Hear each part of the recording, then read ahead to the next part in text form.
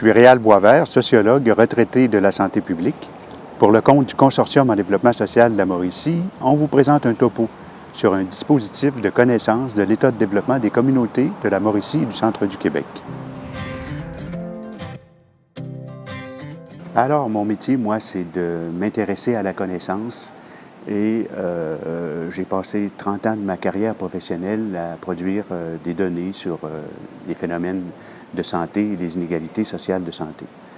On pense que les sociétés humaines qui sont celles qui produisent davantage de connaissances sont les mieux développées et que tout le monde donc fait une course effrénée vers les productions des meilleurs savoirs. Mais l'observation nous détrompe à ce sujet-là. La plus belle illustration de ça, c'est la tourmente financière dans laquelle l'humanité tout entière se retrouve aujourd'hui. C'est que les gens achètent des produits dont ils ne connaissent absolument pas les composantes. Et on leur vend ces produits-là au seul motif qu'on leur promet des rendements de 10 et sans plus connaître qu'est-ce qu'il y a derrière, les gens achètent en masse ces produits. Et on a constaté, notamment en 2008, puis encore aujourd'hui, en 2015, avec ce qui se passe en Chine, que c'est des produits dérivés qui sont trompeurs, sinon très souvent frauduleux. Alors, la connaissance, donc, est encore une des seules façons de nous sortir de ce pétrin-là. Puis pour le dire, tiens, avec les mots de Marcel Proust, quand l'impasse nous emmure, seule l'intelligence puis la connaissance nous permettent de percer une issue. Alors, mes premiers travaux en santé publique ont porté sur la santé dentaire. La recherche consistait à dénombrer le nombre de caries, de dents absentes et obturées dans la bouche de tous les élèves de première, troisième et de sixième année des écoles de la région de la Mauricie et du centre du Québec.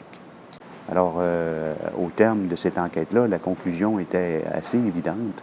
C'est qu'on a constaté que 80% des caries se retrouvaient dans la bouche de 20% des enfants. Et ce 20% des enfants-là fréquentaient les écoles qui se retrouvaient dans les quartiers les plus défavorisés de la région. Donc, très vite, on s'est dit, pour améliorer la santé dentaire des élèves, ce qu'il faut faire, c'est faire des recherches sur une meilleure compréhension des inégalités sociales, de la pauvreté et surtout de la localisation des personnes qui vivent dans les conditions les plus difficiles.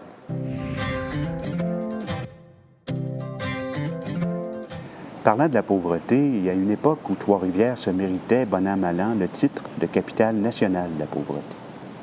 Alors, c'est pas très utile comme statistique quand on sait que ces moyennes-là renferment à la fois la chose et son contraire. Mais on comprendra que dans la capitale nationale de la pauvreté, à Trois-Rivières ou ailleurs, il y a des gens qui sont très riches, puis il y en a d'autres qui sont très pauvres.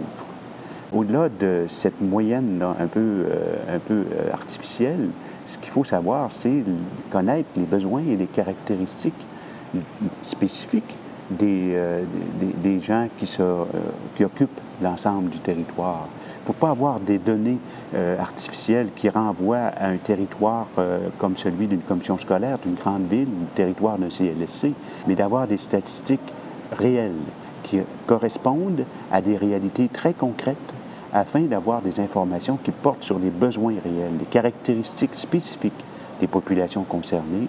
Là, on devrait avoir un portrait qui commence à nous aider pour le travail de réduire les inégalités. Produire des statistiques à l'échelle des territoires vécus, c'est tout un défi. Moi, je ne peux pas, derrière l'écran de mon ordinateur, dans mon bureau, quadriller la région dans son ensemble par quartier, par paroisse, par unité de voisinage. Ça peut bien aller pour des villages en milieu rural, mais en milieu urbain, il faut que j'aille sur le terrain, que je travaille de concert avec des collègues à moi, bien sûr, dans le domaine de la recherche, mais aussi des gens qui ont une connaissance des milieux de vie, des intervenants du terrain, des organisateurs communautaires, des gens qui sont impliqués en développement des communautés, monsieur et madame tout le monde aussi, qui sont des informateurs clés indispensables pour délimiter des unités d'observation qui ont un sens au plan géographique, au plan historique, et surtout qui réunissent des populations qui sont homogènes, qui partagent les mêmes caractéristiques. Ce qui revient en fait, et c'est là qu'on a innové, à créer un vaste mouvement qui prétendait s'apparenter à quelque chose comme une intelligence collective, où la connaissance n'est pas isolée, mais elle est partagée par un ensemble d'acteurs. C'était inédit, ça, dans le monde de la recherche, que les unités renvoyaient à des constructions qui étaient faites par un groupe de personnes plutôt que par un chercheur isolé. Alors, ce mouvement d'intelligence collective, c'est pas banal parce que ça repose sur les grands éléments du développement social lui-même. Ça compte sur la participation des personnes concernées. Ça coïncide avec la mobilisation des communautés, puis un intérêt citoyen jusqu'ici inégalé pour les données qu'on produisait, notamment en santé dentaire.